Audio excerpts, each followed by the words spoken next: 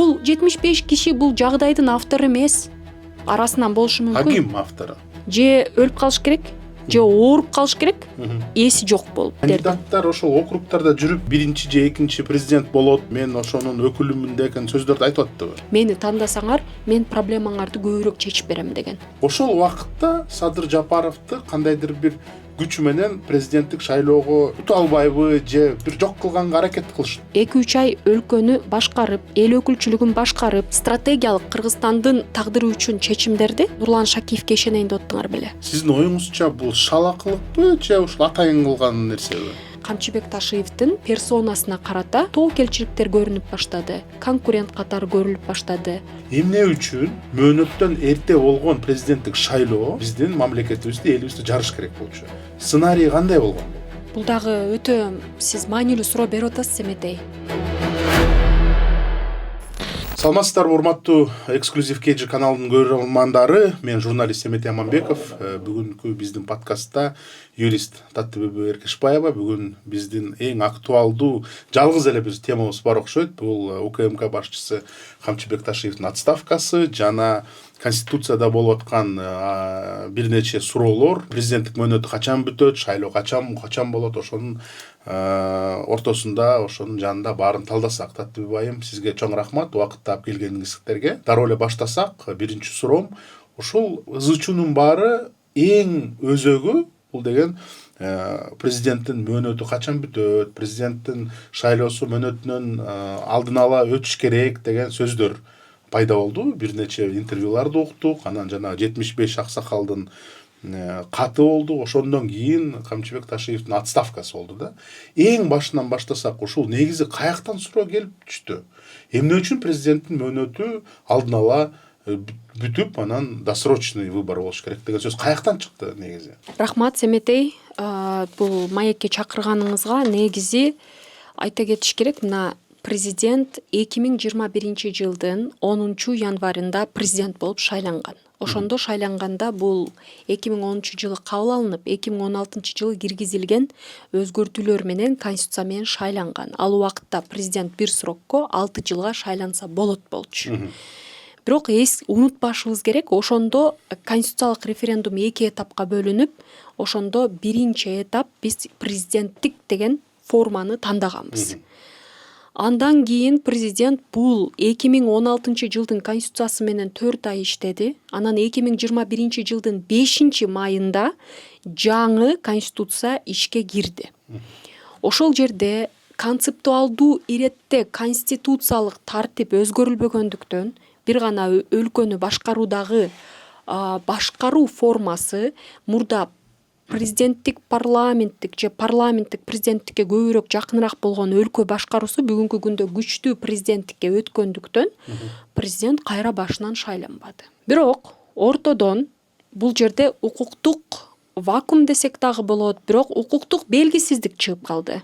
Президент 2026 жылдын 28 январына чейин башкарабы же 2027 жылдын 28 январына чейин башкарабы деген. Ортодон атактуу саясатчылар чыкты, юристтер чыгып калды, анан айтышты мөөнөтүнөн алдын өткөрсөңөр туурараак болот деп. Мисал катары Казакстанды келтиришти. Мисалы. Бирок жалпы конституциялык бул конституциялык илим, бул өтө чоң илим. Мисалы биз Венециялык комиссиянын дагы көптөгөн кортундарына көңүл бурабыз, ошолорго кандайдыр бир сунуштарына көңүл буруп, алардын концепциясына баш ийүүгө аракеттенебиз. Бирок чечимдерди мамлекет катары суверендүү кабыл алабыз. Эмнени айта кетиш керек? Бул жерде мындай өзгөчөлүк бар да, укуктук белгисиздик. Мисалы, бизде ошо референдумду дайындоо деген атайын мыйзам бар. Ал мыйзам 2021 жылдын 12 мартында кабыл алынган. Эми ошонун 5 бөлүгүндө айтылып атат, президент 6 жыл иштөөгө мүмкүнчүлүгү бар. Жана андан сырткары ал ошол биринчи мөөнөтү деп саналат деп. Иерархия боюнча бул мыйзам деген статусу бар. 2021 жылдын 5 майында киргизилген конституцияга карата ал жерде болсо деген 67 беренесинде айтылып атат, президент 5 жылга шайланат жана 2 срок баллотироваться эткенге мүмкүнчүлүгү бар деп. Бирок Садыр Жапаров 2016-жылкы конституция менен шайлоого кирген да, туурабы? Ооба. Ошондо Демек 6 жыл деген туура экен да ушул жагы. Бул жерде укуктук белгисиздик бар. Эмне дегенде конституция бул эң чоң документ, эң башкы документ, конституциянын нормалары императивдүү болуп кабыл алынат. 2016-жылдын конституциянын нормалары дагы императивдүү да. Бирок мындай болот да, мына караңыз, бул жерде сиз туура суроо берип атасыз, Семетей. Бул жерде биз мындай концептуалды карашыбыз керек. Эгерде Садыр Жапаров 2021-жылы президент болуп шайланганда, ал 2016-жылдагы президенттик ыйгарым укуктарга баш ийип иштеди да. Кийин 2021-жылдын 5-майында жаңы конституция кабыл алынгандан кийин ал күчтүү президенттик ыйгарым укуктарды кабыл алып, ошол конституциянын шарттары менен ишмердүүлүгүн жүргүзүп баштады. Демек, мындайча айтканда полномочиясы өзгөрүлүптүр да, Демек, бунун ыйгарым укуктары күчөлдү жана бул жаңы каралган конституциянын элдин тандаган, референдумда тандаган тандоосу менен иштеп баштады. Анда биз мындай суроо беришибиз керек. Булга чейин президент эгерде бир тарабын конституцияныкын кабыл алып, экинчи жагын четке кага албайт да. Ошондуктан бүгүнкү күндө укуктук белгисиздик бул ачык маселе. бул факт. Бул факт. Эми ким жоопкерчиликтүү деген суроо. Негизи өзү, мисалы өз убагында ошол президенттик шайлоону булга чейин убактылуу президентти иштетип туруп эле конституциянын 2 этапта өткөрбөй, 1 этапта өткөрүп 2021-жылы. 2021-жылдын башында эле конституциянын жаңы версиясында кабыл алып коюшса, ушунчалык күчтүү президенттик кылгысы келсе, андан кийин президенттик шайлоо кылса, эч кимде эч кандай суроо болмок эмес. Бул мындай өтө мындай оптимисттик менин көз карашым боюнча. Бирок ал учурда артка кайтара албайсың. Ал учурда башкача саясий укуктук абал болчу. Ошонго карата эмне болду? Мына бүгүнкү күндө мындай суроо бериш керек да. 2025-жылдын башынан бери бул суроого билип туруп көңүл бурбаган кайсы мамлекеттик ишкер же саясатчы жоопкерчиликти өзүнүн мойнуна алыш керек деген. Мен мисал катары айта кетейли. Мына бүгүн Бектур Зулпиев деген юрист агайыбыз президенттин советниги болуп келди булга чейин. Бүгүнкү күндө парламентте президенттин өкүлү болуп дайындалды. Ооба. Алмаз Абытовдун ордуна жаңы эле дайындалды. Ооба. Экинчиси Укушев Мурат президенттин ошол юридикалык департаментин башкарып келет бүгүнкү күндө. Үчүнчү Курманкул Зулушев, мурдаңкы экс ген прокурор, бүгүнкү күндөгү депутат, Конституциялык комитеттин башчысы. Бул адамдар, мындан сырткары дагы көп атактуу адамдар бар. Айттарын айтпай эле коелу. Бирок бул бүгүнкү күндө саясатта, жалпы коомдук ишмердүүлүктө өзүнүн активдүүлүгүн көрсөтүп, расмий позициядагы отурган адамдар жана калган аткаруу бийлигинин мүчөлөрү, жогорку кеңештин депутаттары жоопкерчиликтүү деп мен санайм.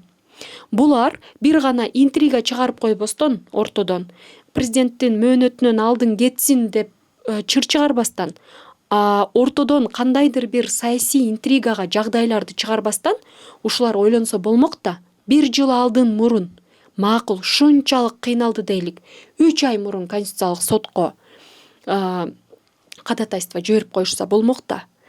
Бул маселени президентке түздөн түз тиешеси жок, президенттин курамында иштебеген көз карандысыз эксперттик топтор алып чыгып атпайбы? Ошолордун арасында биз сиз менен барбыз. Мына мен Конституциялык сотко кайрылдым жаран иретинде. Бирок биз билебиз, мисалы жаран кайрылганда маалымат ала алат, талдоо ала алат. Бирок талдоо бул маалымат иретинде. Расмий мыйзамга Конституциянын талдоосун бир гана ошо эгерде кабинет министрлеринин башчысы, президент, жогорку кеңеш көпчүлүк добушу менен жогорку сот кайрылса, ошолорго бере алат. Эми бүгүнкү күндө мен айта кетишим керек эле. Бул жогорку соттун бере турган юрисдикцияга тиешелүү суроосу эмес.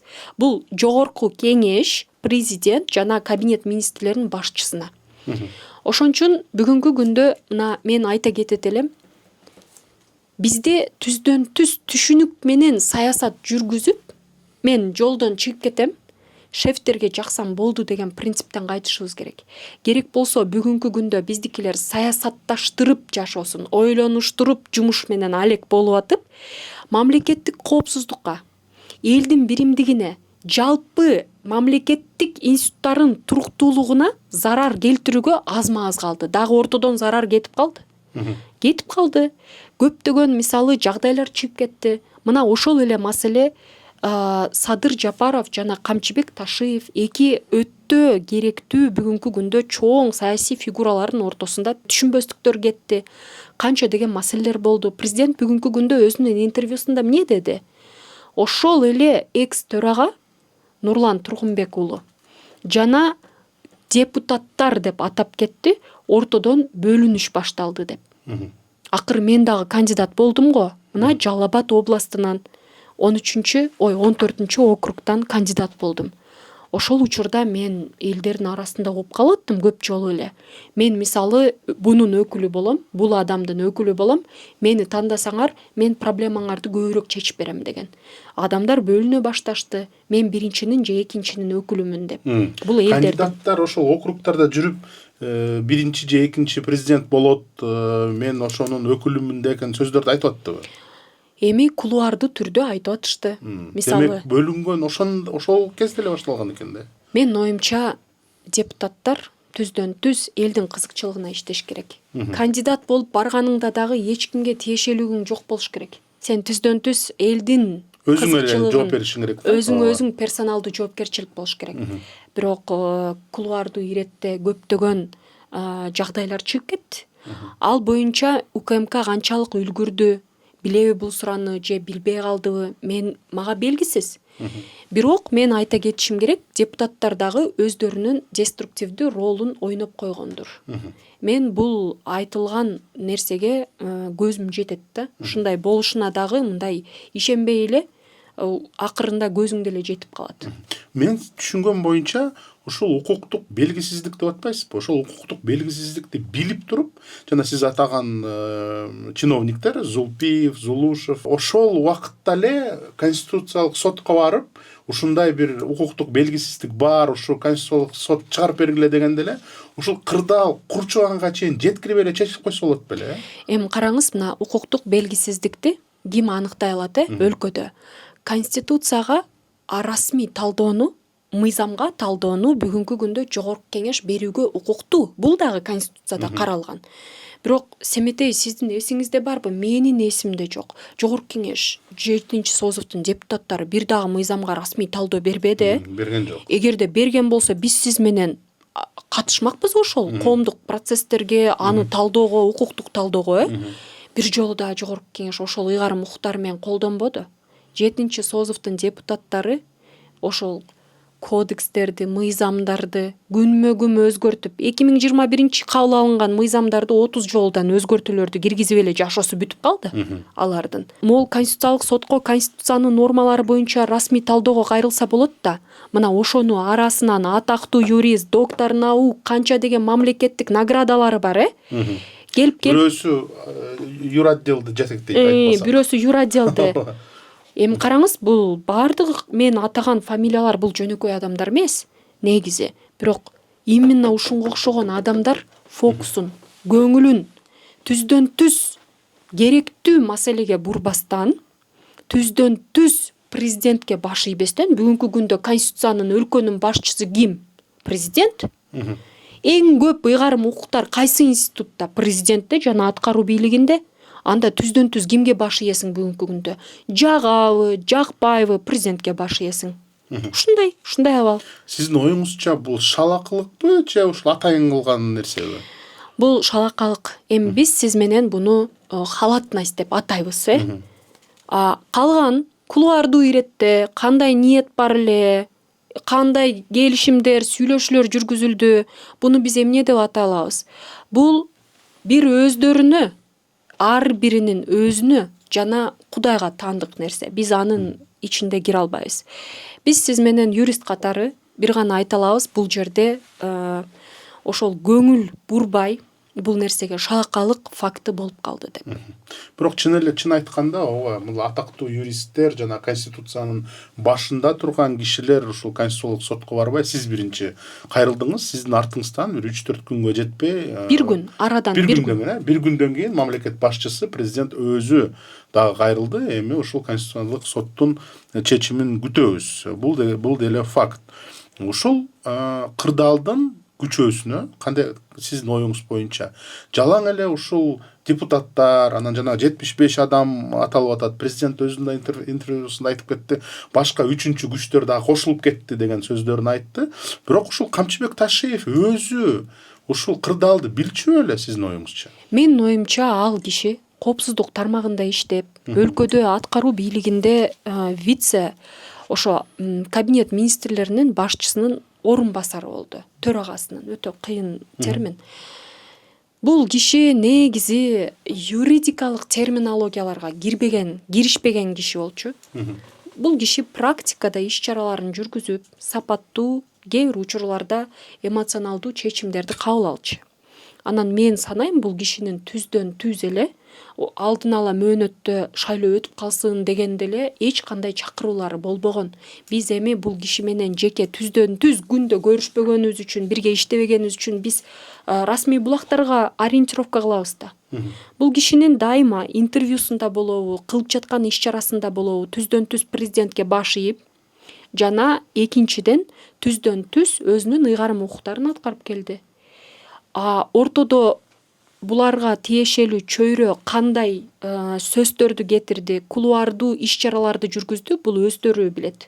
Эми мына бүгүнкү күндө президент кабарга өзүнүн интервьюсунда айтып атпайбы? Мисалы, ортодон өтө көп туура эмес маалыматтарды жиберген адамдар болуп калды депчи. Значит, бул телефонный прослушка деген нерсе бар бүгүнкү күндө. Жана бири-бирине донос кылышат маалыматтарды. Значит, ортодон кулуардуу иретте башкача сүйлөшүүлөр болгон. Бирок биз сиз менен бул оперативдүү маалымат болгон үчүн биз ал маалыматты биле албайбыз.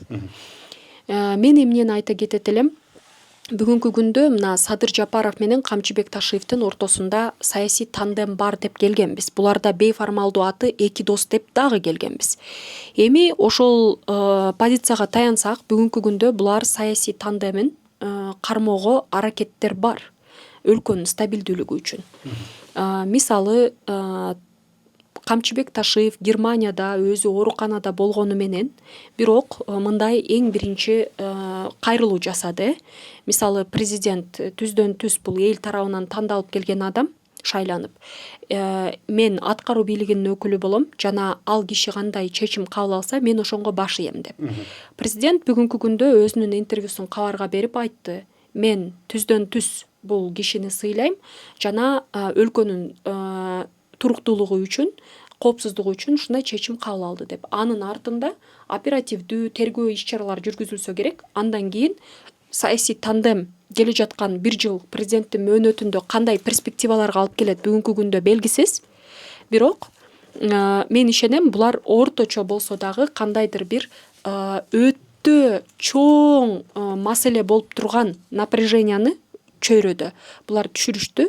Экөө ортодон консолидардуу кандайдыр бир диалог жолуна түшүштү.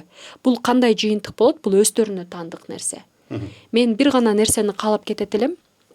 Мен үчүн, мисалы, эксперт катары, мен булардын арасынан эч кимисине мындай сүйүүмү көрсөтө албайм, жана андай нерсеге муктаждык жок. Биз өзүбүздүн ата-энебизди, тууган уругубузду, досторубузду, балдарыбызды сүйүшүбүз мүмкүн. Бирок бул жерде расмий саясий процесстер жүрүп атат. Мамлекеттин кызыкчылыгы жүрүп атат. Ошондуктан ар ким өзүнүн ыйгарым укуктарына тиешелүү иш-чара жүргүзсүн, жана өлкөнүн элдин кызыкчылыгы үчүн кайсы чечим туура болсо. Сиздин оюңуз боюнча президенттик шайлоолор өз мөөнөтүндө өтүш керекпи же мөөнөтүнөн досрочный болуш керекпи? Азыр эми мына конституциялык соттун чечими кандай болуп калышы мүмкүн деген нерсеге прогноз жасап атабыз да. Ал ооба, бирок сиздин өзүңүздүн оюңуз боюнча. Негизи юрист катары дагы өзүмүн жаран катары дагы өзүмдүн позициямы булга чейин Facebook'та дагы жаздым. Ошонго ориентировка алып, мисалы, конституциялык сотко дагы кайрылуу жасадым да.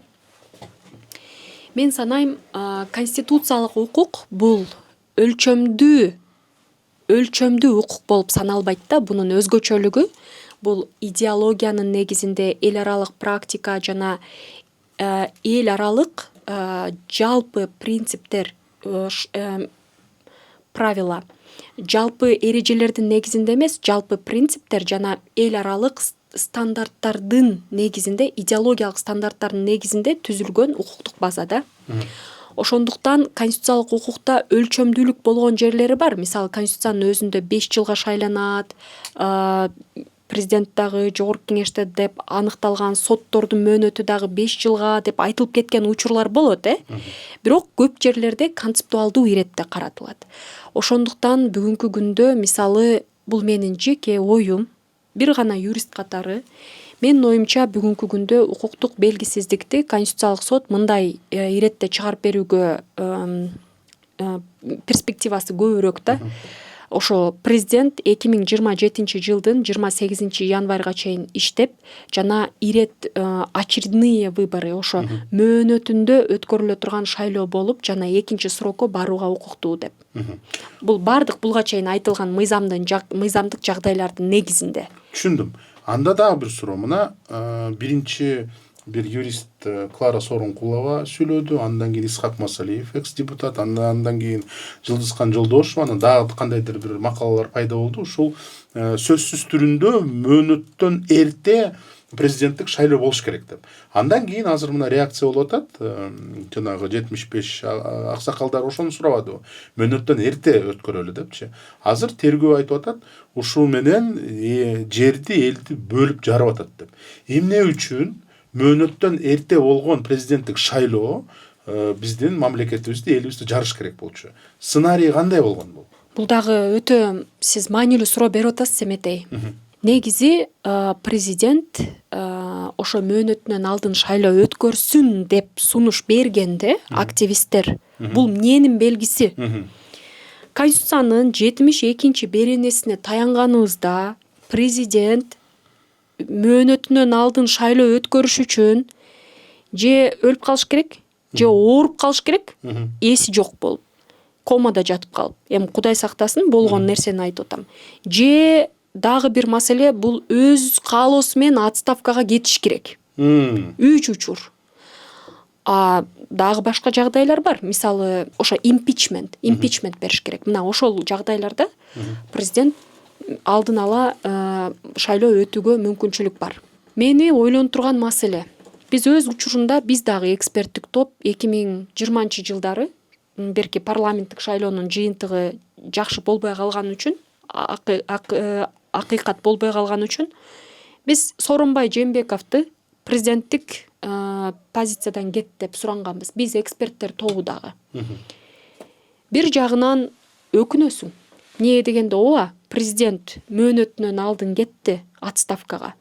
Бирок ортодон көптөгөн жакшы, сапаттуу жазылбаган бүгүнкү күндө мына бардык эрежелери каралбаган конституциялык референдум өтүп калды. Мына ошонун бир жагдайы өлкөдө бир саясий дестабилдүүлүккө алып келе турган өтө чоң факторлор чыкты, чынбы? Кесип этип турбайбы? Ортодон масштабдуу инвентаризация өттү. Эмне болду? 400гө жакын мыйзам өзгөрдү. Салык кодексин бир жылда бир жолу өзгөртөбүз деп чыгарышты. 15-40 жолу өзгөртүштү го. Мына чынын айтканда. Ошо менен мыйзамдык туруктуулук жок бүгүнкү күндө. Мына кабинет министрлеринин мүчөсү Аяз Баятов дагы айтып атат, мыйзамдык туруктуулук керек, мыйзамдарды мынча көп өзгөртпөгүлө деп көп айтып чыкты. Эми ошо менен айтарым, биз бүгүнкү күндө Садыр Жапаровду ошо конституциялык практикалар дүйнө жүзүндө ар кандай болот. Биз азыр ал боюнча дагы сүйлөшөбүз сиздер менен. Макул, ошо Казакстанды мисал келтирип отурушабы? Азыр ушу Казакстанды дагы сүйлөшөбүз, Грузияны сүйлөшөбүз, башка өлкөлөрдү сүйлөшөбүз. Бирок эмнени айта кетиш керек? Биз азыр Садыр Жапаровду мындай учурда отставка жолу менен кетирип, анан кайра башынан шайлоо өткөрүп, биз аз убакыттын ичинде жакшылыкка жетишибиз кыйын болот. Өлкөдө саясий дестабилдүүлүк күчөлүп кетиши мүмкүн. Ал нерсени дагы биз карашыбыз керек. Бул деген эмне болчу? Семетей, мына биз сиз менен дагы ошол глава 3кө конституцияга кайрылайлы. Эгерде президент отставкага берсе, президенттин ыйгарым укуктарын убактылуу башкаруу өз убагында ким аткарды эле? Төрага Талант Мамытов аткарган, экс төрага. Азыр эмне Нурлан Шакиев башкарыш керек беле? Мына кечээ күнү эле президент бүгүн өзүнүн кабарда эмнеси менен кандай кылып кетирди бул кишини? Эмне деп айтты? Ушул киши дагы өзүнүн чоң ролун ойноп койду, бул интрига чыкканда деп. Эми бул нерсени бир жагынан укук коргоо мекемелери тастыкташ керек же башка, бирок мен түздөн түз айта кетейин, президент айтып атат, значит ошонго дооматтар бар да. Биз билбеген маалыматтар бар, оперативдүү маалыматтар. Бекеринен кеткен жок да. Ооба, мына силер деген, мына элге кайрылып атам. Президентти кетир деп ошол биздин 75 аксакал, булга чейин көрүнүктүү саясатчылар арасында юристтер, силер 2-3 ай өлкөнү башкарып, эл өкүлчүлүгүн башкарып, стратегиялык Кыргызстандын тагдыры үчүн чечимдерди Нурлан Шакиевке ишенейин деп аттыңар беле? Ошол маселе. Ошондуктан мен эң башынан чыкканымда, мен 5 күн мурун биринчи жолу позициямы көрсөттүм. Булга чейин мен бул суроого киргишүүдөн баш тарттым. Эмне дегенде татаал суроо, жана булга чейин прессинг мага да карата болду эле эксперт катары. Оозуңду жап деп. Чыгышымын түздөн түз себеби мен укуктук аянтчага өткөрбөсөк, саясий аянтчада бул жамандык менен бүтөт деген гана коркунуч менен чыктым. Ошондуктан эмнени айта кетиш керек? Кыргызстандын тарыхында конституция 11-чи жолу өзгөрүлдү. Кандайдыр бир 33-34 жылда конституция 10 жолу өзгөрүлөт деген бул эмне деген нерсе? Эмне деген?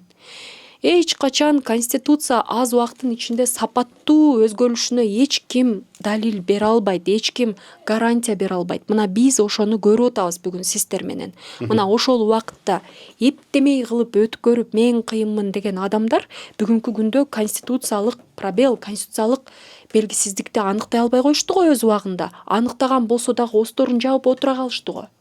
Акырында кимге тийди ошол? Эки доско тийди. Садыр Жапаров менен Камчыбек Ташиевке тийди. Ошолордун чөйрөсү билип туруппу, билбей туруппу, бирок ушундай жагдайга алып келип коюшту. Оюңузду туура түшүнсөм, мыйзам боюнча эгерде мөөнөттөн эрте президенттик шайлоо болсо, президент отставкага кетиш керек. Ооба да, мыйзамда. Президент отставкага кетет, ыйгарым укугун спикер, төрага Нурланбек Тургунбек уулу аткарат. Ошол убакытта Садыр Жапаровду кандайдыр бир күч менен президенттик шайлоого ута албайбы же бир жок кылганга аракет кылганга ушундай сценарий болдубу? Билбейм. Ал киши мына мисалы эгерде ушундай терс сценарий болуп калган учурда дагы ким кааласа өзүнүн кандидатурасын коюуга мүмкүнчүлүк бар эле. Ошондуктан чөйрөдө көптөгөн варианттар, социалдык тармактарда чыгып баштады. Ошонун арасында бирөө кайра Садыр Жапаров барат десе, бирөө Камчыбек Ташиев барсын деп башташты. Тарапташтар бөлүнүп баштады. Мен окугам, биз Исхак Абсаматович Масалиев экөөбүз Фейсбукта доспуз да. Ал айтып калды, мына Камчыке Ташиев даяр болуп калды деп. Ал дагы буну эми жеке ою дагы болушу мүмкүн. Бирок бул киши өтө опытный саясатчы да, канча жыл бул киши саясатта. Ошондуктан мен ойлойм, бул дагы кандайдыр бир саясатта повестканы түзүүгө жагдай болду да. Президент алардын баарын өзү карабаса дагы аналитиктер отуруп карайт да. Ошонун айынан Камчыбек Ташиевдин анын персонасына карата тоокелчиликтер көрүнүп баштады, конкурент катары көрүлүп баштады. Хотя расмий булактарда Камчыбек Ташиев түздөн түз бир эч качан мен президент болом деген дагы амбицияны көрсөткөн дагы эмес, айткан дагы эмес. Бирок чөйрө, эл өздөрүнүн ролун көрсөтүп коюшту. Эл эмес, көбүнчө кошоматчылар болуш керек, Же кошоматчылар, же талдоочулар, же дагы билбей калдым. Бирок жалпы коомдук процесстер ушундай өтүп калды да. Сиздин оюңуз боюнча Камчыбек Ташиевдин өзүнүн каалоосу бар беле ошо президенттик шайлоого барганга? Мен дагы бир жолу кайталап кетейин. Эч бир расмий булактарда, эч качан интервьюларында, кылып жаткан ыйгарым укуктарында Камчыбек Ташиев мен президент болом деген амбициясын түздөн түз көрсөткөн эмес. Анда дагы бир суроо жаралып жатат. Анда Камчыбек Ташиевди Германияда жүргөндө ушул УКМК башчысынан алып түшкөнгө эмне негиз болду? Топтолгон маалыматтар. Топтолгон оперативдүү маалыматтар негиз болду деп санайм. Ал кандай тиешеси бар дейм да. Эгерде өзү барбайм десе, өзү бул интригага кирбесе, анын атынан мына тергөө айтып атат, анын генералдын атынан мен ушун Ташиев ушинтип айтты, мен Камчыбек Ташиевдин атын жамынып алып сүйлөгөндөр бар деп, мына өзгөчө Курсан Асановду айыптаганда ошондой маалыматты беришти. Өзү ни при чем болсо, анда анын алганга кажети бар беле? Дагы мыйзамга таянайлы. Өлкөдө бүгүнкү күндө республикалык масштабта президент жана жогорку кеңештин депутаттары шайланып келет, элден добуш алып. Камчыбек Ташиев аткаруу бийлигинин мүчөсү болчу. Бирок ошонго карабастан анын 3 позициясы бар эле. Бул ошо: Кабинет министрлеринин төрагасынын орун басары, УКМКнын башчысы жана делимитация демаркация боюнча Межвед жумушчу тобунун башчысы. Жана Кыргыз футбол союзунун башчысы. Алар бейформалдуу да, мен мамлекеттиктерди айтып атам. Бул үчөө өтө комплекстүү чоң ролдор да. Өтө чоң ролдор. Мисалы, булга чейин көп саясатчылар мындай мүмкүнчүлүккө ээ болбогон. Анан өзгөчө комплекстүү иш-чаралар жүргүзүп атканда оперативдүү маалыматтар топтолот да атайын кызматтар тарабынан. Президентке отчет киргизилсе керек бул боюнча жүргүзүлүп аткан интригалар.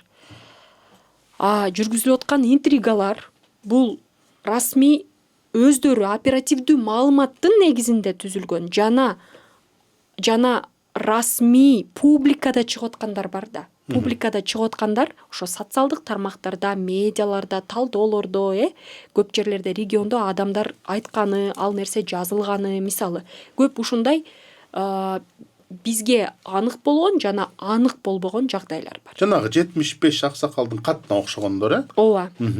Алар жок дегенде легалдаштырып медиага чыгарышты. Медиага чыкпай туруп канча деген сүйлөшүүлөр болгон. Ошондуктан мен санайм, бул жерде мына укуктук белгисиздик өз убагында толугу менен саналып, жакшы ойлонуштурулуп жазылбаган конституциялык концепция, өтө көп ыйгарым укуктар президенттик институтка концентрация болуп жазылып калган конституция бүгүнкү күндө өзүнүн тобокелчилигин, зарарлыгын дагы ушул учур менен көрсөтүп койду. Эң биринчи жабыркаган ким болду деп сураганда эл болду. Элден кийин ким болду дегенде өлкөдөгү эң маанилүү бүгүнкү күндө ролду ойногон өлкө башчысы, өлкө башчыдан кийин эле эң бийик рангтагы турган булга чейин мына кабинет министрлеринин төрагасынын орун басары болду. Ошонго шылтап келген ким болду? Ортодон турган адамдар бул жагдайларды толугу менен байкабаган. Мурда конституциялык кеңеште отуруп, ушул конституцияны жазып берип, толугу менен мыйзамдык инвентаризацияны жүргүзүп, мыйзамдык саясий мыйзамдык конструкцияны түзүп берген өкүлдөр болду. Биз эми төртөөсүн эле айттык, алардын арасында канча деген өкүлдөр бар эле. Мына азыр депутаттардын арасында дагы кайсы депутаттар отурат? Мурда конституциялык кеңеште болгон көп эле. Ошолордун арасында Медер Алиев деген юрист бар. Дагы ким бар? Конституциялык комитетте, жогорку кеңештин конституциялык комитетте отурган көп белгилүү депутаттар бар. Дастан Бекешев турат. Мына ошолордун бардыгы көрдүбү, билбедиби, көз жумдубу же атая болдубу билбейм. Бирок укуктук белгисиздикти саясий плоскостька өткөрбөй, мыйзам жолунда 5 ай, 6 ай алдын мурун же 1 жыл мурун чечип койгондо мынчалыкка жетпейт эле. Идеалдаштырган, кечиресиз, мен ушул жер кошуп коеюн. Идеалдаштырган юристтер бар. Идеалдаштырган саясатчылар бар. Айта кетиш керек, бардык эле өлкөлөрдө, көбүнчө эле өлкөлөрдө биз каалагандай идеалдуу конституциялык референдумдар болбой атат. Анан дагы мына Семетей, сизге да бул жаңы жагдай катары. Казакстанда быйыл 2026 жылы 15 мартка конституциялык референдумдун күнү белгиленди. Ошондон кийин Казакстандын президенти Касым Жомарт Токаев кайра башынан шайлоого барабы экен? Мына чоң суроо. Ошондуктан эл аралык практикада ооба Казакстанда мисалы мына июнда 2022 жылдын июнунда конституциялык референдум болгон. Андан кийин Касым Жомарт Токаев 10 ноябрда кайра башынан президенттикке койгон. Бирок саясий жагдай башкача болчу. Экинчи айтарыбыз, ал убакытта Касым Жомарт Токаев көп жылдан бери башкарган мурданкы президент Назарбаевтан кийин келип, ошол өзүнүн башкарып жаткан учурундагы саясий укуктук аянтчаны түзүп, толугу менен легалдаштырып келген. Бирок анга чейин ал кишинин иштөөгө 2-3 жыл убактысы болгон. Эми ошо менен айтарым, эч качан биз конституциялык укукту түздөн түз мындай өлчөмдүү норма катары кароого бул ушундай көз караш, бул негизи өзү мындай туура эмес көз карашта доктриналдуу изилдөө подход зарыл. Биз чакан өлкө катары эми 30 жылдан ашык, 35 жылга жетип калдык буйруса. Бирок бул дагы аздык кылат. Саясий процесстердин жылышы 10 жылдап, 30 жылдап, 50 жылдап өлчөнөт. Ошондуктан биз бүгүнкү күндө бир эле критика кылсак дагы туура эмес, критика кылбай койгон дагы туура эмес. Анан 75 адамды актоочу бир нерсе. Эмнеге мисалы бүгүнкү күндө ошол 75 адам эле жоопкерчиликке тартылып атат, 5-осу СИЗОго кетти. Мен айтпайм булар деген баардык нерсени туура кылды деп. Туура эмес кылган учурлар болду. Бирок булар башы менен жетти ошол президентти отставкага кетирип, мөөнөтүнөн алдын шайлоо кылат деп же булар билбей туруп эле кылып алыштыбы? Бул биринчи маселе. Аны тергөө чечиш керек. Ооба, анан экинчи маселе. Эмне ошол 75 эле киши кол койдубу? Анда медиада айтып чыккан, социалдык тармакта айтып чыккан миң чактуу адамдар ошолор деле анда процесске кошулсун. Депутаттардын арасынан жүргүзүлгөн кандайдыр бир кулуардуу сүйлөшүүлөр, анда ошолор дагы жоопко тартылсын. Айтарым, бүгүнкү күндө мындай тандоо иретинде персоналдуу 5 адамды жаап койгон бул канчалык туура? Мен эми сот адилеттүүлүк тармагына кичине өтүп кетип атам.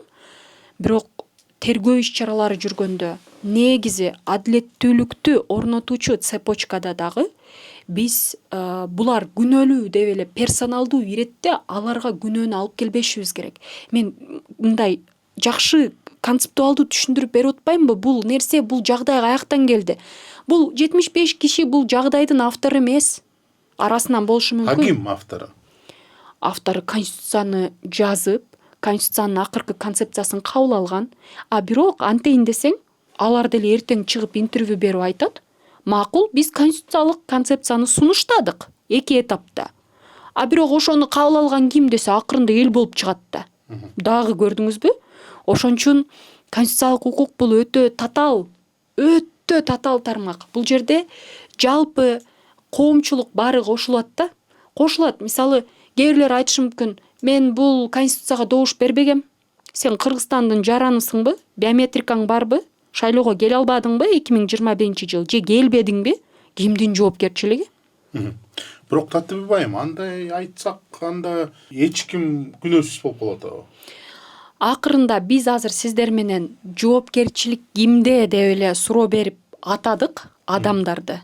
Бирок күнөөлүү ким деген суроого жооп бере албайбыз да. Биз сиз менен сот эмеспиз, же тергөөчү эмеспиз да. Ошондуктан бүгүнкү күндө мен айтарым, биз эми дискуссия кылып атпайбызбы? Жок, мен таң калган нерсем бир да, мына өзүңүз айтып атасыз, өзүңүздүн оюңуз боюнча конституциялык сот дагы ушундай чечимин чыгарыш керек. Садыр Жапаров 2027 жылдын январь айында шайлоого барыш керек. Болду. Бул мыйзамда жазылган деген сөз бар дедиңиз. Бирок каяктан бул саясий күчтөр бир жактан чыкты да. Жок, алдын ала өткөрөлү, мөөнөттөн эрте өткөрөлү. Демек, чын эле кандайдыр бир өлкөнү жарып, эки достун ортосунан жагдайды мындай ысытып, жарганга бир аракет күчтөр бар болду да. Чыкпайт болчу да ал кишилер. Семетей биз сиз менен билип атабыз да, Конституциялык сотко качан кайрылат? Укуктук белгисиздик, укуктук вакуум болгон учурларда. Жок, мен ойлогонум боюнча, эгерде бул кишилер чыгып жанагындай жагдайларды кылбай, депутаттар интрига кылбай, берки юрист саясатчылар медиага чыгып алып коюп ушуну өткөрүш керек дебегенде, Конституциялык сотко такыр эле мындай обращение кылбай эле коюш керек болчу да. Өз мөөнөтүндө өтмөк, январда тынччылык болуп эле мыйзамдын чегинде эле болмок да. Ошон үчүн кандайдыр бир күчтөр бар.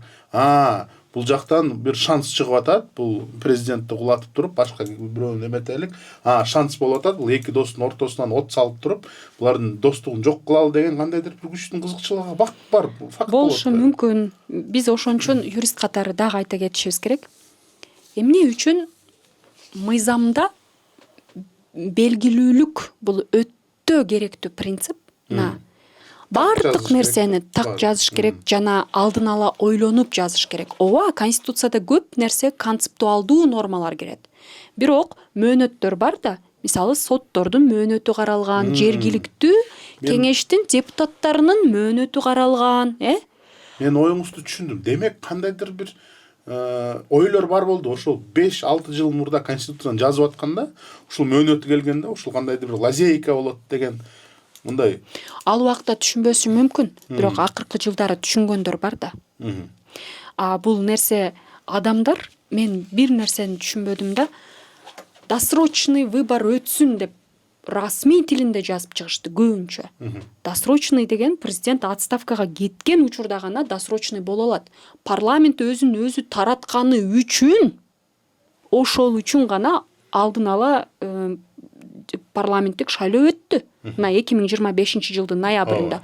Парламент өзүн өзү көпчүлүк добуш менен таратпаса, аларга ким президенттик парламенттик шайлоо аныктап бермек? Ошол үчүн макул парламент кайра башынан шайлоого барып, шайлоодон өтүп атканда мөөнөтүнөн алдын өлкөдө мыйзамдуу иштеген президент институту бар болчу. Шайланган институт. Президент кеткенде 2-3 айга анын ордуна президент кайра шайланып келгинче биз билбейбиз, ал кийинки президент Садыр Жапаров болобу же башкасы болобу, аны эл тандайт. Биз ал жерде гарантия бербейбиз. Бул шайлоо иретинде өтө турган процесс. Ортодо ким башкарат? Мен айттым го, төрага ошол аткаруу президенттин ыйгарым укуктарын аткаруучу болуп аныкталмак. Мына бардык тобокелчилик ушул жерден чыгып атат. Ошондуктан менин оюмча бул негизи өлкөдө түзүлгөн жагдайга ар кандай баа берсе болот. Буга еще тарых көп баа берет. Мен бүгүнкү күндө президентти жактап же буну жамандаган ниетим жок. Болгону юрист катары мен мына кандидат болуп бир жолу чыктым депутаттыкка. Бул эмненин белгиси? Мен ошол бара-бара өсүп саясатта болгум келген өкүл катары мен эмнени айта кетет элем? Элдин астында, мамлекеттин астында мен ушу биздин өлкөнүн улуттук коопсуздугун ойлонуп, негизи бүгүнкү күндөгү туруктуулук, саясий укуктук туруктуулук биз үчүн маанилүү деп санайм. Бул менин жеке оюм. Бул жерде саясий туруктуулук болуш үчүн саясий күрөш менен маселени чече албайсың. Мына юристтердин ролу бул укуктук түшүнүктүү, өлчөмдүүлүк жана белгилүүлүк принциптери жакшы иштеш керек. Ошонун айынан мен Конституциялык сотко тез убакыттын арасында кайрылууга түздөн түз муктаждыкты көрдүм. Жана ошол Конституциялык сотко кайрылып туруп, мына мен кайрылдым деп мен өзүмүн кайрылган заявлениямын, кайрылуумун толук текстин чыгарбадым. Неге? Мен мисалы башка мамлекеттик институттарга конкурент болгум келген жок. Мен айттым, кимге керектүү болсо айткыла, мен силерге жиберип коем документ иретинде. Жибердим. Бүгүнкү күнгө чейин көбүнө жиберип атам. Экинчиси, айта кеттим, сураныч, расмий бийлик институттары сиздер бирөөңүздөр болсо бериңиздерчи деп. Бирок түздөн түз менин кайрылууга жогорку кеңешке көбүрөөк мүмкүнчүлүгүм бар эле. Ошон үчүн жогорку кеңешке кайрылайын деп аткан жеримен эртеси күнү президенттик администрация берип калды. Абдан ыраазы болдум. Өтө ыраазы болдум. Мына азыр 2026 жылдын 17 февралында кийинки вторник күнү каралат иш. Эми мен ниет кылып турам, мени чакырып калышсын деп. Бирок кандай болгон учурда дагы бул биз үчүн Конституциялык соттун чыга турган чечими маанилүү күн деп мен ошо 17 февралды күтүп атам бүгүнкү күндө. Камчыбек Ташиевдин отставкасына кайра кайтсак, бул жактан эң популярдуу суроолор келип жатат. Бул деген мына Камчыбек Ташиев 5 жылдын ичинде чын эле чоң жумуш жасады. ОПГларды жок кылды, паракорчулук, коррупция менен жакшы күрөштү, көп инфраструктурдуу, экономикалык жагдайларды чечти. Ушул кандайдыр бир күчтөр аралашып интрига кылганда эмне үчүн ушул Садыр Жапаров Камчыбек Ташиевке задание берип эле Ташиев өзү эле ошонун баарын жок кылганга аракет кылса болот беле, эмне үчүн кайра эле отставкага кетиришти деген суроо берип атат. Сиздин оюңузча эмне үчүн ушундай болду? Мен билбейм. Бул саясий плоскостьтагы өтө татаал суроо. Мен айтарым ошо негизи аткаруу бийлигинин мүчөсү менен аткаруу бийлигинин башчысынын ортосундагы чоң айырма бар экен да. Анан бул персоналдуу чечим. Бул персоналдуу чечимге бир гана президент азыр же убактысы өткөндөн кийин өзү гана жооп бере алат го деп ойлойм. Бирок айта кетиш керек, мына мисалы жалпы бул президент Садыр Жапаров башкарып турган кезде саясий тандемде Камчыбек Ташиев менен кыргыз-тажик чегарасын, кыргыз-өзбек чегарасын делимитациялоодо, андан сырткары бүгүнкү күнгө чейин демаркация иш-чаралары жүрүп жатат. Чегара маселесинде жакшы иш-чаралар жүргүзүлдү. Ортодон элден наразычылыктар бүгүнкү күнгө чейин бар. Мисалы суу ресурстарын бөлүүдө, жер алмаштыруу маселелеринде бул делимитация иштерин жүргүзүүдө өзгөчөлүктөр бар да. Мына ошол өзгөчөлүктөр менен Кыргызстан колдонду опыт катары. Бирок эми чегара маселелери чечилгени бул Кыргызстандын саясий туруктуулугу үчүн маанилүү. Эмне дегенде азыр суу маселеси бара-бара азайып атат, анан эскалациялар көп чыгып атат. Бул ошо 2022 жылы Баткендеги болгон маселе дагы биз үчүн факт. Туура. Анан үчүнчү күчтөр ошондой эскалациялык маселелер аркылуу көп нерселерге көңүл буруп башташты дагы. Анан ошондой бизге тоокелчилик болгон аз-маз точкалар менен колдонуп бизге таасирдиги күчөйүп кетип аткан. Анан экинчи мисалы чоң иш-чара бул коргоо жана оборона тармагына мисалы мамлекеттик бюджет көбүрөөк чыгарылып, жана бүгүнкү күнгө чейин ар бир жыл канча дагы миллиардтар көбүрөөк финансирование келип чыкты. Ошонун жыйынтыгында мисалы бизде коргоо тармагы, коопсуздук тармагы жана негизи техникалык инфраструктуралар көбөйүп, бүгүнкү күндө биз күчтөндүк десек болот. Ал жагынан бар. Эми каралбаган жактар дагы бар. Мисалы социалдык тармакка көңүл канча бурба, бирок инфраструктура, күч, кээ бир учурларда кадр жана эрктүү менеджмент жетишпей жаткандыр. Дагы айта кетиш керек, мисалы административдик территориалдык реформа жүрдү. Канчалык административдик территориалдык реформа өзүнүн жакшы жаман жактары болду, аны дагы белгисиз бүгүнкү күндөчү. Буну дагы убакыт көрсөтөт. Эмне дегенде өтө көп өзгөрүүлөр болду. Кичи айылдар, чоң айылдар менен район айыл өкмөттөр бири-бири менен кошулуп кетти. Эми булар практика негизинде көрүшүбүз керек да, кандай жыйынтыкка алып келерин. Ошентип Кытай, Кыргызстан, Өзбекстан бул темир жолу курулуп ататына чоң проект катары көптөгөн өзгөрүүлөр болду. Геосаясат дагы таасир берди, регионалдык саясат, экстремизм, терроризм тармагында дагы өтө чоң иш-чаралар жүргүзүлүп атат. Бирок бул нерселердин баарын реклама кыла албайсың, мисалычы. Бирок өлкөдө мисалы радикалдуу топтордун көбөйүп кеткен дагы фактылары бар болчу. Бүгүнкү күндө ошондой күрөшүүлөр болуп атат. Анан мен мисалы коррупция менен күрөшүүдө канчалык сапаттуу өтүп атканына мен далилдей албайм.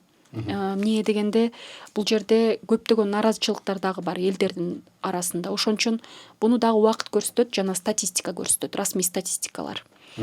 Анан ОПГ менен криминал менен күрөшүүдө дагы жакшы иш-чаралар жүргөндүр. Мен дагы буга баа бере албайм. Эмне дегенде бул тармакты түздөн түз мен түшүнбөгөм, практикада өз көзүм менен көрбөгөм. Мисалы статистикалар дагы колумда жок. Бул нерсени өлчөмдүү эффективдүү эмес деп айтыш үчүнчү. Ошон үчүн бардык нерсеге мындай илимий подход болсо жакшы болот да. Канчалык бүгүнкү күндө илимий бизде борборлор бар. Ошолор бизге окшоп, мисалы биз укукту талдайбыз го илимий жолу менен. эми өтө идеалдуу болбосо дагы аракет кылабыз ушул тармакты жакшы өнүктүрүүгө жылдан жылга. Ушул тармактарда барбы, канчалык алар сапаттуу кыла алышат бүгүнкү күндө мен үчүн белгисиз. Эң чоң, менин оюмча эң чоң тобокелчилик бул ушундай азыр курчкырдаалда ушул тандем, эми азыр айтсак болот, ушул тандем кулады деп. Ушул тандем кулагандын кесепетинен кандайдыр бир реваншисттер келип калышы мүмкүн. Бул деген паракорчулар, саясатчылар, экстремисттер. Ушул экстремист менен ОПГлар эң чоң тобокелчилик да. Өтө туура айтып кеттиңиз, ушул радикалдуу экстремисттер, даже биз муфтиятка каршы чыккан радикалдуу экстремисттер абдан көбөйүп кетти. Мен ойлойм ушул реванш алганга жол бербей, эки дос эми саясий тандем болбосо дагы досчулугун сактап, бири-бирине туруктуулук берип, бири-бирине үзгүлтүксүздү берип туруп, ушул ситуациядан кантип туура чыгып кетсе болот деп ойлойсуз? Мамлекеттик менеджментти чоң деңгээлде сүйлөгөндөн алысмын. Бирок колуман келишинче өзүмдүн деңгээлимде эми сиз саясатчысыз да. Депутатка талапкер болдуңуз, чоң саясатка кадам жасадыңыз. Жасадым, ооба. Ошон үчүн азыр саясатты талдоо үчүн дагы сизге ушундай суроо бердим. Кичине мындай өзүмүн аалыма жараша кичине мындай сунуштарды айтып койсом. Эң биринчиси, президент айтып кетти, ошо УКМК жалпы укук коргоо органдарын мисалы реформалоо зарыл деп жана башкармалыгын өзгөрттү. Бул жакшы жол. Эми ушул учурда бир нерсеге көңүл буруп кетет элем. УКМКнын түздөн түз ыйгарым укуктары бул чалгындоо, тышкы контр чалгындоо, экстремизм, терроризмге каршы күрөшүүлөр жана ушул тармакта тергөө иш-чараларын жүргүзүү, эл аралык аренада дагы Кыргызстандын перспективаларын, тобокелчиликтерин изилдөө боюнча, бул саясий туруктуулук боюнча дагы көп иш-чаралар жүргүзүлөт. Мен ойлойм, ушул УКМКнын ушул тармакта адистерин сактап жана өнүгүп кетүүгө көптөгөн мүмкүнчүлүктөрдү түзүп бериш керек. Бирок мындай өтө эле чоңоюп кеткен ыйгарым укуктары бар да. Мисалы бул деген бизде социалдык тармакка көп көңүл буруп, коррупция деп эле, бирок ичиндеги болгон санитардык, экологиялык жана башка болгон жагдайларды дагы изилдей берген учурдачы. Мына мен ошолорду ойлойм, мындай аткаруу бийлигинин ичинде көптөгөн башка укук коргоо органдары бар. Ошол эле Ички иштер министрлиги бар. Жана укук органдарынын кирбеген аткаруу бийлигинин мүчөлөрү бар. Ошолорго дагы көбүрөөк жоопкерчиликти коюп, бардыгы комплекстүү иретте аткара турган кылып иш-чараларды жүргүзүш керек. Экинчиси, прокуратуранын бизде надзор, контролдук функциясы бар. Ошо прокуратураны дагы жакшы иштегенге жагдайларды түзүш керек да. Мисалы, прокуратура саясатташтырылып кетти да негизи. Бирок прокуратуранын түздөн түз өзүнүн милдети бар да, ошолорду аткарууга бир жагынан милдеттенме, экинчи жагынан шарттар түзүлүш керек. Анан бизде бизнесмендерди биз карабайбыз, алар деген сапаттуу иштейт деп эле, бирок бизнеске каршы көптөгөн мыйзамдык демилгелер чыгып атпайбы? Ошол эле мыйзамдык демилгелер депутаттардын арасынан чыгат, популизм болуп чыга калышып, фактка дал келбеген каралоо учурлар дагы депутаттар тарабынан дагы болуп турат, кандайдыр бир секторлорго. Андан сырткары бизде аткаруу бийлигинин тарабынан кайсы нерсе оюна келсе, ошондой мыйзамдар чыга берет да, тез убакыттын ичинде кабыл ала берет. Бизде өзгөчө мындай ARV деген анализ, регулятивного воздействия деген анализ бар го. Биз ошону жүргүзүшүбүз керек. Бирок андан дагы кандайдыр бир экономикалык эффективдүүлүк стандартты дагы киргизишибиз керек. Бул укуктук өлчөм эмес. Бирок канчалык иретте, мисалы, мына бүгүнкү күндө таксилерге карата талаптар күчөйүп атат. Бирок биздин өлкөдөгү жашаган ошол таксисттер ушунчалык лицензияга өтүүгө алы жетеби? Бүгүнкү күндө аларда болгон техникалык инфраструктура, автомашиналар ошонго эмнеси мүмкүнчүлүгү жетеби деген маселени да караштырып коюшубуз керек. Бул экономикалык эффективдүүлүк. Мисалы, бүгүнкү күндө Кабинет министрлеринин орун басары Бакыт Төрөбаев айтып атат дыйканчыларга. Мына бизде азыр марттан баштап бардык жерде эгин башталат, элдер дыйканчылык, багбанчылык, ошол эле жаныбарлар менен алек. Мына агросектор эмне кылат? Сууну биз платный тариф менен беребиз деп атат. Сугарган сууну. Ооба. Эми сугат сууну ошондой платный тариф менен бергенде бирок айтылып атпайбы, мисалы кошуналарыбызга трансграничный суу болуп, мисалы аларга акысыз кетип атат, кандай болот деп. Ошондой суроолор экономикалык эффективдүүлүктү аныктайт да. Мисалы Кыргызстандын суу инфраструктуралары бара-бара эскирип кетип атат. Союз убагынан бери калган бизде канча нерселер бар. А биз үчүн дыйканчылык менен жаныбарчылык жана багбанчылык өтө маанилүү сектор экен да. Мен буну регион менен иштеп өзүм үчүн түшүнүп калдым. Эл бир гана ушул тармакты ойлонуп, ушул тармакка мындай тиркелип, бала чакасы миграцияда иштеп келет экен, акча табып, а эл фермерство менен өзүнүн курсагын тойгузат экен, балдарын багат экен, жашоо жүрөт экен ушул менен. Эми биз бул тармакка канчалык иретте сапаттуу көңүл буруп атабыз? Бүгүнкү күндө биз сиз менен мисалы 100% жооп бере албайбыз, бирок ушул тармакка да жакшыраак көңүл буруп койсок, эмне дегенде бул түздөн түз карапайым элдин күнүмдүк көйгөйлөрү да. Ооба.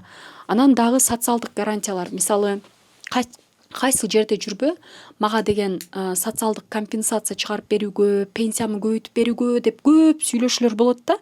Бирок парламентке келгенде биз мыйзам кабыл алып берип кое беребиз. А бирок практикага келгенде, мисалы үйүңдө бир телевизор болсо, сен үйүңдө телевизор бар экен, мен сага социалдык бербейм.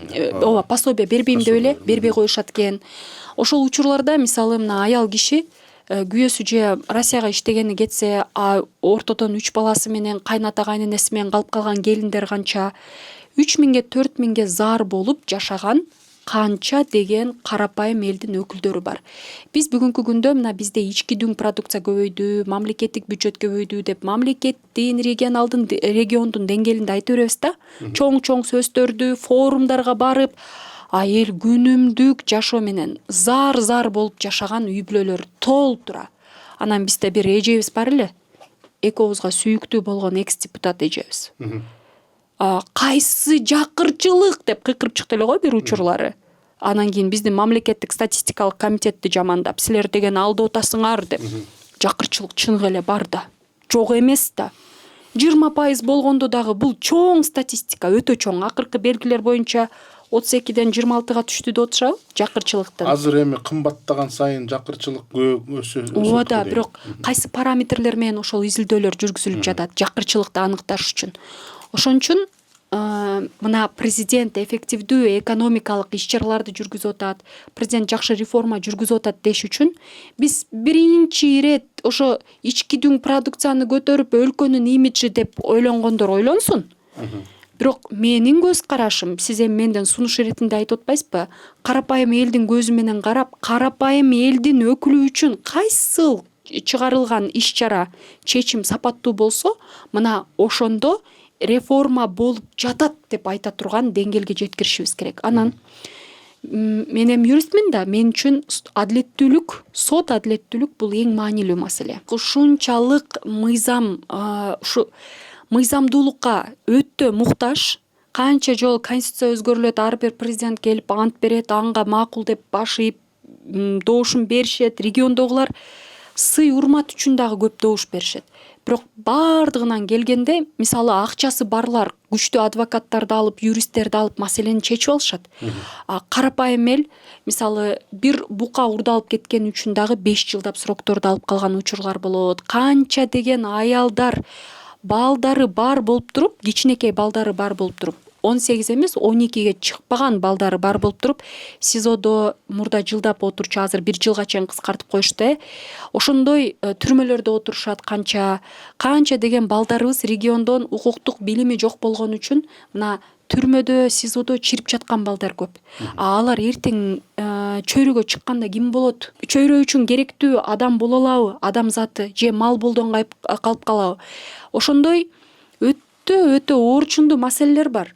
Ошон үчүн өлкөдө бир УКМКнын же болбосо кандайдыр бир отдельный мекеменин алкагындагы реформа бул башка сөз. Бирок глобалдуу мындай мамлекеттин деңгээлинде концептуалдуу реформа болуш үчүн карапайым элдин көзү менен кичине жашоосунда жакшыруу болсо, жакшыртуу кичине. Жок дегенде кетип аткан жол оңдолсо. ошол ичкен суусунун сапаты тазараак болсо, ошол эгин суусу арзаныраак түшсө же акысыз түшсө, ошол дыйканчылык менен алек болгон биздин адамыбызга жакшыраак эффективдүү иш чара жүргүзүп чыгым көбүрөөк акча табууга мүмкүнчүлүк түзүлсө, баласы садикке барып ошол садиктен оорубай жакшы тамак аш жеп үйгө келип берсе, келинчеги иштөө үчүн жок дегенде ошол айылдагы библиотекада иш орун табылса, мына ошондо биз мамлекет катары өзүбүздү жоопкерчиликтүү мамлекет деп санашыбыз керек. Мына биз бүгүнкү күндө реформа жүргүзөм дегенде ушул көз караш менен карашыбыз керек. Чоң рахмат. Чын айтканда бир эле 5 жылдык мөөнөт менен мындай чоң көйгөйлөр чечилбейт окшойт, бирок мындай сиз айтканыңыздын абдан мындай туруктуу туура жерлери бар.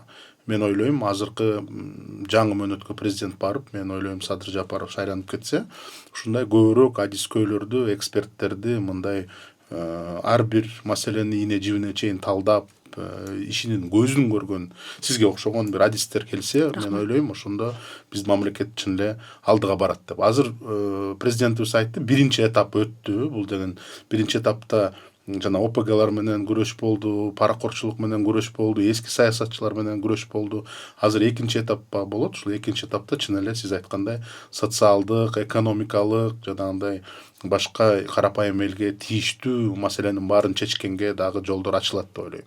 Бирок ушул тандемге кайтып кетсек, менин оюм боюнча азыр көп эски саясатчылар чет элде отуруп алып күлүшүп атышат, абдан жыргап атышат. Ушундай эки достун ичинен бир жаракат кетти, экөө урушуп кетсе экен, ушу менен экинчи кетип, биринчи кетип, биз кайра реванш алабыз деген сөздөрүн айтып атат. Менин оюмча алар такыр ушу Кыргызстаныбызга жакшылык каалбайт да, өз убагында тоноп жеп туруп, бизди ушул жарга такап туруп, азыр кайра ушул жарга такаганга аракетин кылып атат. Ошон үчүн мен ойлойм, ушул Садыр Жапаров дагы, Камчыбек Ташиев дагы экөө кандайдыр бир саясаттын даанышмандыгын көрсөтүш керек. Эми аларга азыр талашканга эчтеке жок.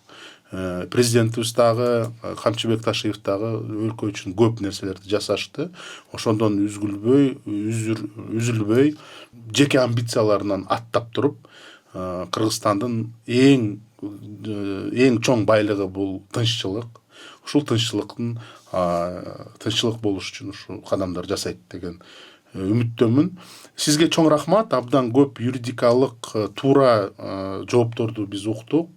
Ошол эле кезде алдында кандай экономикалык маселелер бар, азыр кандай ушул жагдайларды чечиш керек деген ойлорду уктук. Мен ойлойм, эң негизги Кыргызстаныбызда тынччылык болсо, калганын баарын колубуздан келет. Ошон үчүн мен ойлойм, жакын арада сизге дагы, бизге дагы, жалпы биздин Кыргызстаныбыздагы астыбызда, алдыбызда, үстүбүздө ачык аспан болсун.